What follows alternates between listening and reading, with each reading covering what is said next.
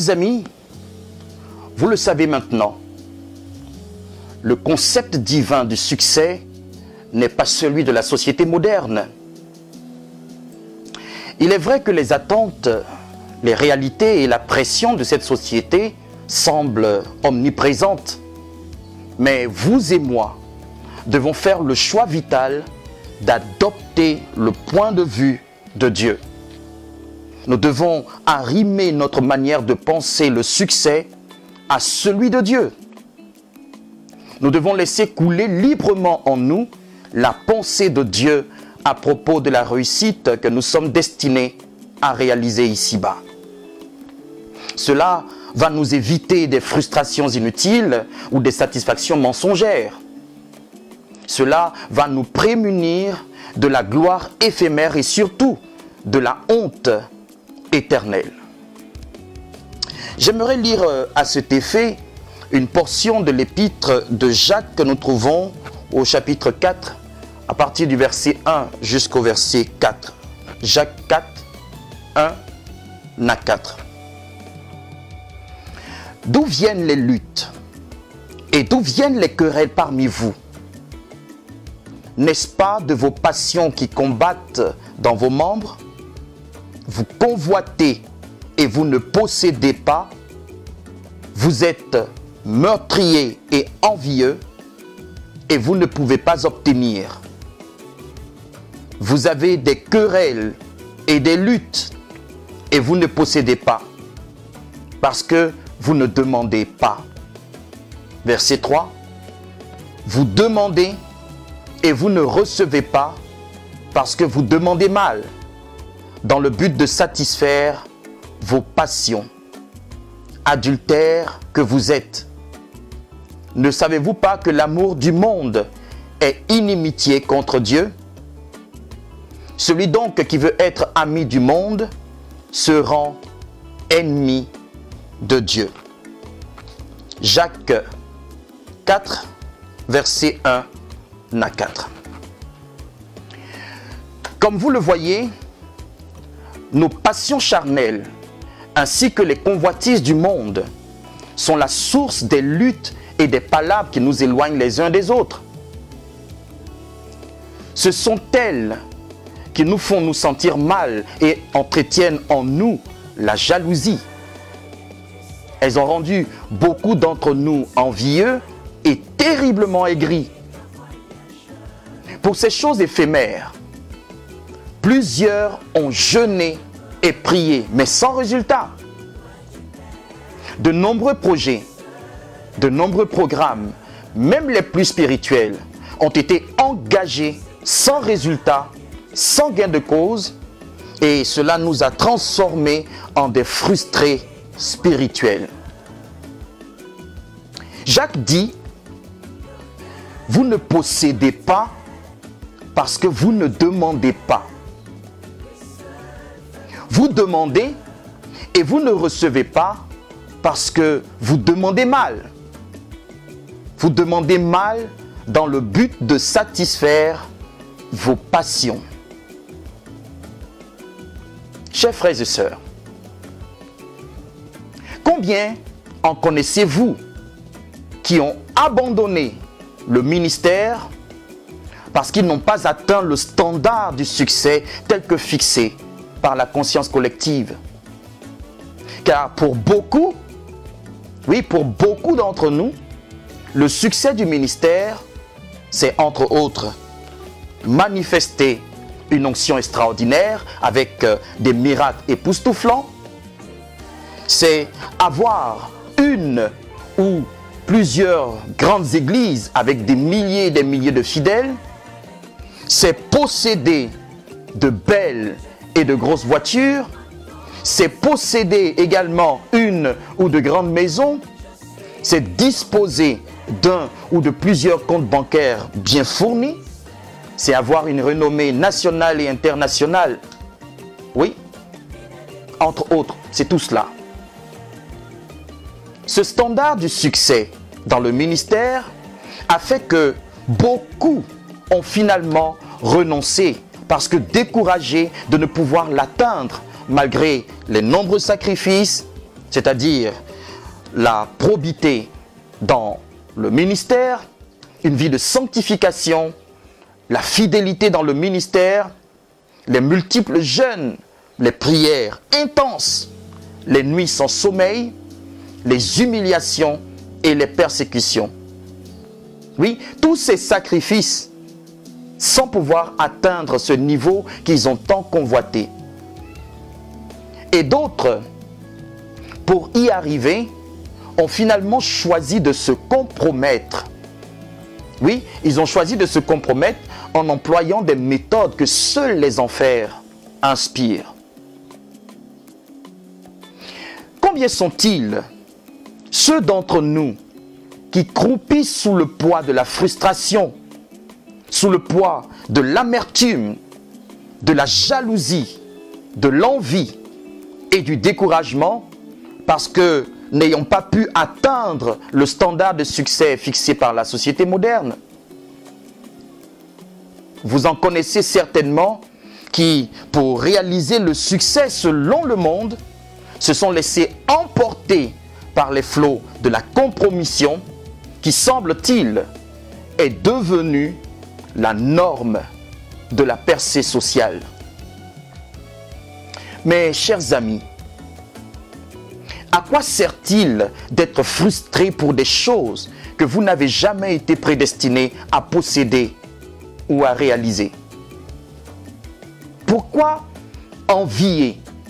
Pourquoi jalouser les autres pour des biens ou un certain standard de vie que vous n'avez jamais été programmé à posséder et à vivre? Si le monde autour de vous a fixé le succès en termes de possession matérielle et dans les souliers ou les talons d'un certain standard de vie, laissez-moi vous dire que le succès tel que Dieu l'a prévu pour vous ne se mesure pas en termes de possession. Non. Le succès qui vous est réservé en Jésus-Christ s'évalue en termes de donation. Alléluia. Oui, votre succès n'est pas tant dans ce que vous possédez, mais surtout et nécessairement dans ce que vous donnez. Et cela dans les proportions de ce que Dieu vous a départi. Écoutez attentivement. Le succès de l'œuvre du salut que Dieu a engagé en Jésus-Christ notre Seigneur, ce succès suprême qui fait que vous et moi avons dès ici-bas et en ce moment même l'assurance de notre salut éternel, eh bien, ce succès est décrit dans les termes de la donation. Dans Jean chapitre 3 verset 16, il est écrit: Dieu a tant aimé le monde qu'il a donné son Fils unique, afin que quiconque croit en lui ne périsse point, mais qu'il ait la vie éternelle. Que dit la Bible? Elle précise que Dieu a donné son Fils unique pour que tous puissent avoir la vie éternelle. Vous voyez? Nous sommes dans la réalité de la donation ici. Cette donation, motivée par l'amour de Dieu pour l'humanité, est la source même du succès qui vous est réservé en Christ, chers frères et sœurs. C'est l'essence et l'aboutissement même de tout succès.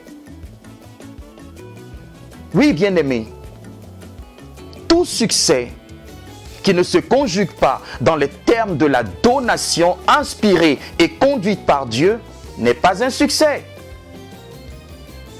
Au lieu d'évaluer votre succès sur la base de ce que vous possédez, comme renommée, comme argent, voiture, maison, relations, etc., etc., posez-vous dès aujourd'hui la question de savoir: qu'ai-je à donner d'unique?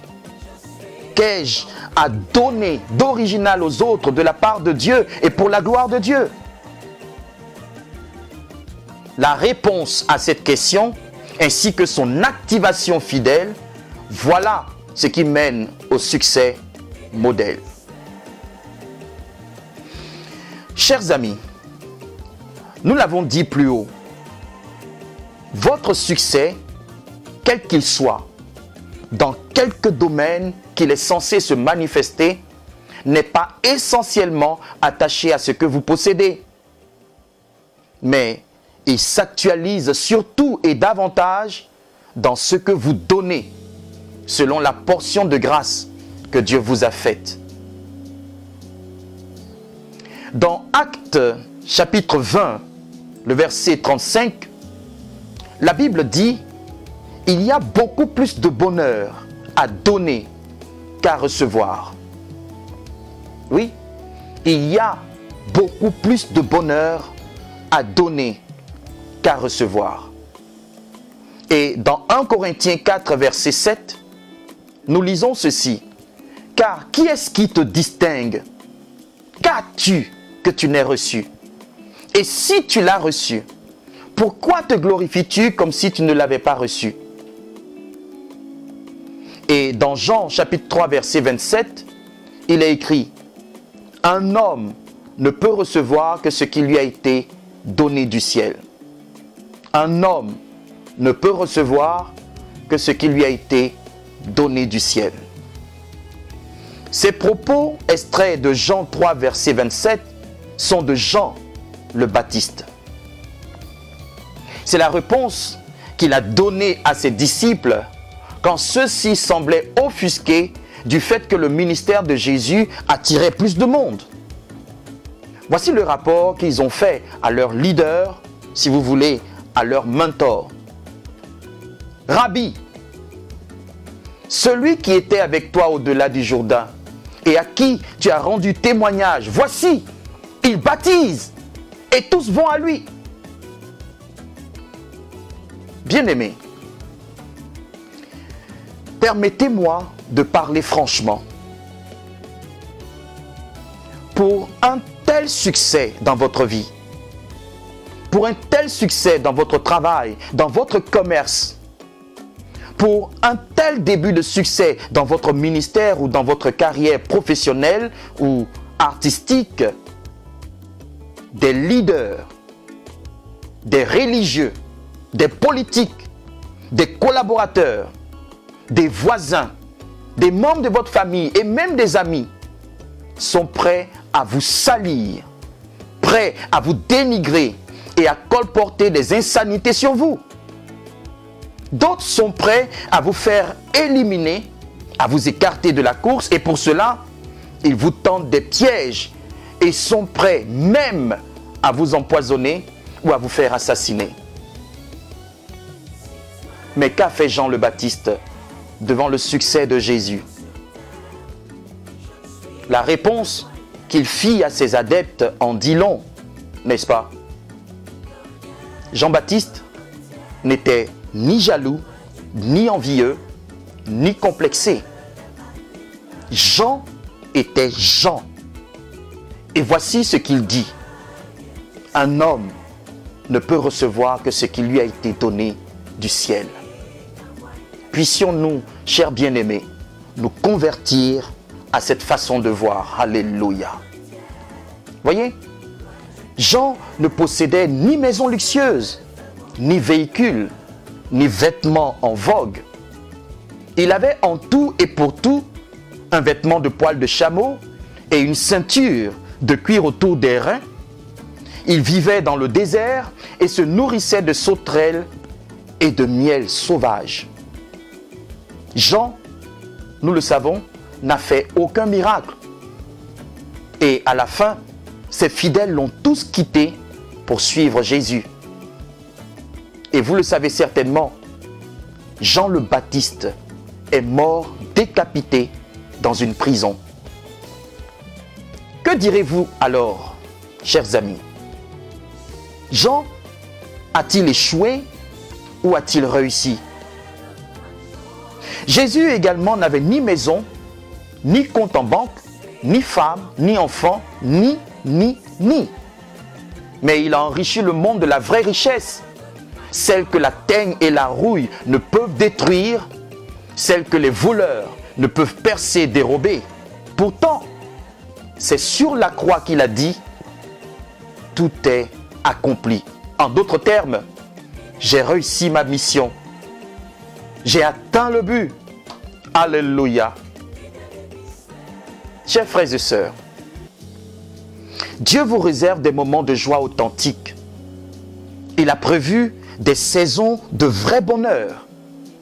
Il a planifié de vous satisfaire et de vous combler dès ici-bas. Mais cette joie authentique, ce vrai bonheur, cette satisfaction profonde, vous les trouverez que sur le chemin de la volonté et du but de Dieu pour votre destinée. Car voyez-vous, les véritables traits, le contenu vivant et les expressions réelles de notre succès en Jésus-Christ sont d'une nature qui rime avec la volonté et le plan de Dieu pour nous. C'est pourquoi nous avons grandement besoin de penser notre réussite comme Dieu la pense. Chers amis, il se peut que le succès, selon Dieu, rencontre nos attentes personnelles ainsi que celles de la société dans laquelle nous vivons. Mais il est courant que ce succès se démarque complètement du standard des hommes et prenne même le contre-pied de nos attentes et de nos espoirs personnels. Ainsi, votre succès modèle, oui, votre succès modèle peut être comme celui d'Abraham, et peut-être comme celui de Josué, de David, de Salomon, de Déborah, ou même de celui de Joseph, qui est devenu gouverneur de toute l'Égypte et même le sauveur de sa famille. Mais votre succès modèle peut être comme celui de Jean le Baptiste, comme celui des martyrs, et dans une certaine proportion, comme celui de notre Seigneur et Sauveur Jésus, mort sur la croix et enterré dans l'indifférence totale des foules. Puisse Dieu nous aider à accomplir sa sainte volonté. Puisse Dieu, par l'assistance et les soins du Saint-Esprit, vous aider à dévoiler dès aujourd'hui même votre succès modèle en Jésus-Christ. Amen. Voilà, c'est ici que se termine la série de vidéos sur le thème « Dévoilez et vivez pleinement votre succès modèle ». J'espère que cela vous a fait du bien. J'espère que cela vous a éclairé et fortifié. Merci de laisser vos commentaires et vos contributions. Et retrouvons-nous, si Dieu le veut, la semaine prochaine pour une nouvelle série dans Dream Connection. Prenez soin de votre foi. Shalom chez vous.